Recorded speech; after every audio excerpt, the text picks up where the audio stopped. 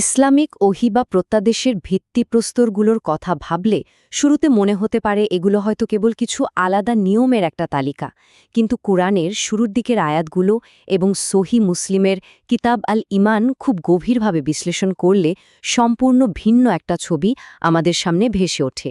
এটি কোনো সাধারণ নিয়মাবলী নয়, বরং অত্যন্ত সুপরিকল্পিত এবং আন্তঃসংযুক্ত একটি স্থাপত্য। আজকের এই আয়োজনে আমরা মূল উৎসগুলোর ওপর ভিত্তি করে এমন ৫টি বিস্ময়কর অন্তর্দৃষ্টি বা ইনসাইট নিয়ে কথা বলবো, যা এই পুরো ধর্মতাত্ত্বিক কাঠামোকে বোঝার দৃষ্টিভঙ্গিই হয়তো পুরোপুরি বদলে দেবে। আজকের এই বিশ্লেষণে আমরা মূলত এই কাঠামোর ৫টি চমকপ্রদ দিক ধাপে ধাপে উন্মোচন করব। শুরুতেই ওহী স্থাপত্যের কৌশলগত দিক, আর তারপর একে একে ৩টি স্তর: নৈতিকতার পরীক্ষা, সরিষার দানার ধারণা, মানবীয় আদর্শ এবং সবশেষে সামাজিক বন্ধনের মতো গভীর বিষয়গুলো উঠে আসবে। তো শুরুতেই আসা যাক এই ওহীর স্থাপত্যের কৌশলগত রূপরেখার কথায়। ওহী বা প্রত্যাদেশ জিনিসটা আসলে কেবল কিছু প্রথা বা আচার অনুষ্ঠানের মধ্যে আটকেনি, বরং এটি বিশাল একটা সিস্টেম বা ব্যবস্থা। মেটাফিজিক্স বা পরাবাস্তব সত্যের সাথে আমাদের দৈনন্দিন জীবনের নৈতিকতার এক অদ্ভুত অবিচ্ছেদ্য সম্পর্ক রয়েছে এখানে। এই পুরো কাঠামোটি মানুষের মনস্তত্ত্ব, সমাজের স্থিতিশীলতা আর ঐশ্বরিক ন্যায় বিচারের মতো বিশাল বিষয়গুলোকে একসাথে গেঁথে মানব উন্নয়নের এক অভাবনীয় রূপরেখা তৈরি করে। আমাদের প্রথম অন্তর্দৃষ্টিটি হল ধর্মের ত্রিমাত্রিক সংজ্ঞা বা ৩টি স্তরের ধারণা। সহি মুসলিমে বিখ্যাত জিব্রাইলের হাদিস বলে একটা ব্যাপার আছে, যেখানে ধর্মের খুব সুস্পষ্ট একটা স্তরভিত্তিক বিভাজন আমরা দেখতে পাই। একদম প্রথম স্তরটা হল আল ইসলাম, অর্থাৎ বাহ্যিক আনুগত্য। এর মূল শর্ত হল সেই ৫টি পরিচিত স্তম্ভ: নামাজ, রোজা, হজ, জাকাত এবং সাক্ষ্য দেওয়া।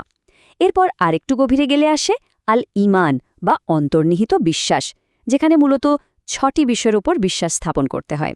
আর তৃতীয় এবং একদম সর্বোচ্চ স্তরটা হল আল এহসান বা আধ্যাত্মিক উৎকর্ষ। এর সংজ্ঞাটা বেশ চমৎকার: এমনভাবে ইবাদত করা যেন সৃষ্টিকর্তাকে সরাসরি দেখা যাচ্ছে, আর সেটা সম্ভব না হলে অন্তত এই বোধটা মনের ভেতর গেঁথে রাখা যে তিনি সবকিছু দেখছেন। এখন প্রশ্ন আসতে পারে, এই স্তরগুলোর আসল তাৎপর্যটা আসলে কি? সত্যি বলতে এই স্তরবিন্যাস ধর্মকে শুধু কিছু নীরস নিয়ম পালনের জায়গা থেকে বের করে এনে একটা দারুণ গতিশীল মনস্তাত্ত্বিক যাত্রায় রূপ দেয়। ইহসান ঠিক যেন নিয়ম আর বিশ্বাসের মাঝখানে একটা মজবুত সেতু তৈরি করে। এর ফলে একজন মানুষ নিছক নিয়ম পালনের গণ্ডি পেরিয়ে তাকওয়া বা ঈশ্বর সচেতনতার এক অনন্য স্তরে পৌঁছে যায়। তখন প্রতিটি সাধারণ কাজও হয়ে ওঠে আধ্যাত্মিক উৎকর্ষের অংশ। এবার আমরা যাব দ্বিতীয় অন্তর্দৃষ্টিতে, যেখানে আলোচনা করা হয়েছে নৈতিকতার পরীক্ষা বা সামাজিক মানদণ্ড নিয়ে।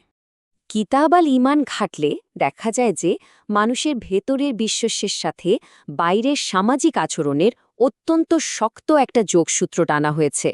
ইমানের যে বিভিন্ন শাখার কথা বলা হয়েছে, সেগুলো কিন্তু নিছক সামাজিক শিষ্টাচার নয়, বরং আধ্যাত্মিক মুক্তির জন্য এগুলো একদম অপরিহার্য ধর্মতাত্ত্বিক শর্ত। যেমন ধরুন, শালীনতা বা মেহমানদারির মতো বিষয়গুলোকে সরাসরি পরকালের বিশ্বাসের সাথে যুক্ত করে দেওয়া হয়েছে। বলা হয়েছে বিশ্বাসীকে অবশ্যই ভালো কথা বলতে হবে, নয়তো একদম চুপ থাকতে হবে।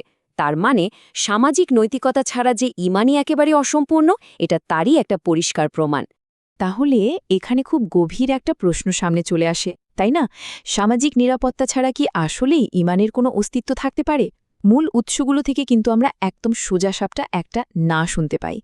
সহি মুসলিম অনুযায়ী কোনো ব্যক্তি জান্নাতে প্রবেশ করতেই পারবে না যদি তার প্রতিবেশী তার কোনো ক্ষতিকর আচরণ থেকে নিরাপদ না থাকে।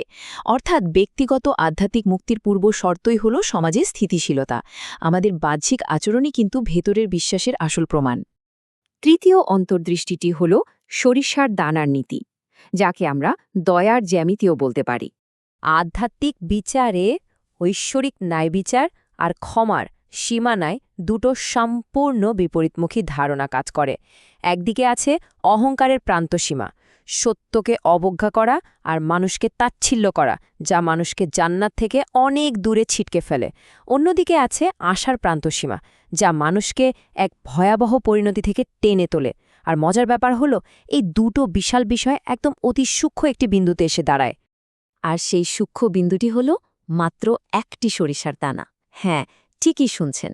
সহিহ মুসলিমের বর্ণনা বলছে, কারো অন্তরে যদি একটা সরিষার দানা পরিমাণও অহংকার থাকে তবে সে জান্নাতে প্রবেশ করতে পারবে না। আবার ঠিক একইভাবে যদি কারো অন্তরে ওই এক সরিষার দানার পরিমাণও বিশ্বাস বা ঈমান থাকে তবে সে চূড়ান্ত বিচারে জাহান্নামে থাকবে না। মহাজাগতিক বিচারে মানুষের মনের একদম ভেতরে সূক্ষ্মতম ওই বিন্দুটিও যে কত বিশাল পার্থক্য গড়ে দিতে পারে, এই ছোট্ট পরিমাপটি সেটাই আমাদের চোখে আঙুল দিয়ে দেখিয়ে দেয়। আমাদের চতুর্থ অন্তর্দৃষ্টিটি হল মানবীয় আদর্শ বা ফিতরাতে ফিরে যাওয়ার ধারণা। এই পুরো কাঠামোটার মূল মনস্তাত্ত্বিক উদ্দেশ্যটাই হল মানুষকে তার আদি স্বভাবে মানে ফিতরাতে ফিরিয়ে নেওয়া। স্রষ্টার হাত থেকে মানুষ যে অখণ্ডতা আর মর্যাদা নিয়ে এই পৃথিবীতে আসে সেটাকেই ফিতরাত বলা হয়। এই স্থাপত্যের আসল লক্ষ্যই হল মানুষকে তার সত্যিকারের মানবীয় রূপে ফিরে আনা, যাতে চারপাশে সীমাহীন বিশৃঙ্খলার মাঝে পড়ে কেউ নিজের অস্তিত্বকে হারিয়ে না ফেলে। বিখ্যাত লেখক চার্লস লে গাই ইটেনের একটা চমৎকার উদ্ধৃতি আছে যা বিষয়টা একেবারে আয়নার মতো পরিষ্কার করে দেয়। এই স্থাপত্য আসলে এমন একটা ব্যালেন্স বা ভারসাম্য ফিরিয়ে আনে যেখানে একজন মানুষ স্রষ্টার সামনে পুরোপুরি অনুগত থাকে ঠিকই, কিন্তু আবার পৃথিবীর বুকে সব ধরনের বিভ্রম থেকে মুক্ত হয়ে এক স্বাধীন আর আত্মমর্যাদাশীল সত্তা হিসেবেও মাথা উঁচু করে বাঁচে। ফিতরাত বলতে আসলে মানুষের সেই নিখুঁত ভারসাম্যটাকেই বোঝানো হয়েছে। আর এবার আমরা পৌঁছালাম আমাদের পঞ্চম এবং শেষ অন্তর্দৃষ্টিতে, সামাজিক বন্ধন বা একটি ঐশ্বরিক সম্প্রদায়। ব্যক্তিগত পর্যায় থেকে শুরু হয়ে এই পুরো কাঠামোটা শেষ পর্যন্ত একটা ঐক্যবদ্ধ সমাজ গঠন করে। কোরআনে বলা হয়েছে বিশ্বাসী পুরুষ এবং নারী একে অপরের রক্ষাকারী বা অভিভাবক। এটা কিন্তু কোনো সাধারণ সামাজিক চুক্তির কথা বলা হচ্ছে না, বরং এই আধ্যাত্মিক বিশ্বাসী এমন একটা সমাজ গঠন করে যেখানে সবাই একে অপরের রক্ষক আর পথপ্রদর্শক হিসেবে কাজ করে। এটা পুরো সম্প্রদায়কে অভাবনীয় একটা একতার সুতোয় খুব শক্ত করে বেঁধে দেয়। এই ঐক্যবদ্ধ সমাজের কিছু নির্দিষ্ট নিয়ম ঐতিহাসিক উৎসগুলোতে পাওয়া যায়। যেমন, সমাজের কোনো সদস্যকে কোনোভাবেই নিঃস্ব অবস্থায় ফেলে রাখা যাবে না। সৃষ্টিকর্তার সুরক্ষা সমাজের সবচেয়ে উঁচুতলার মানুষের জন্য যেমন সবচেয়ে নিচতলার মানুষটির জন্য ঠিক সমানভাবেই প্রযোজ্য।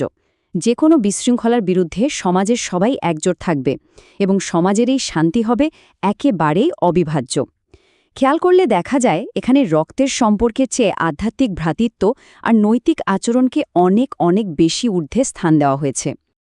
আজকের এই আয়োজনে ওহির যে স্থাপত্য বিশ্লেষণ করা হলো, যেখানে ব্যক্তিগত আত্মশুদ্ধির সাথে প্রতিবেশীর অধিকার আর বৃহত্তর সামাজিক সুবিচার খুব গভীরভাবে মিশে আছে, একটু ভাবলে মনে প্রশ্ন জাগে আধুনিক যুগে এই ঐতিহাসিক মডেলটি আসলে কতটা প্রাসঙ্গিক। মানবীয় মর্যাদা আর সামাজিক দায়িত্ববোধের এই সমন্বিত রূপরেখাটি হয়তো আজকের পৃথিবীর অনেক জটিল প্রশ্নের একটা সুন্দর সমাধান দিতে পারে। এই চিন্তার খোরাকটি রেখেই আমাদের আজকের বিশ্লেষণ এখানেই শেষ করছি। এমন আরও চমকপ্রদ আর গভীর সব বিশ্লেষণ নিয়ে আমরা আবারও ফিরে আসব খুব শীঘ্রই।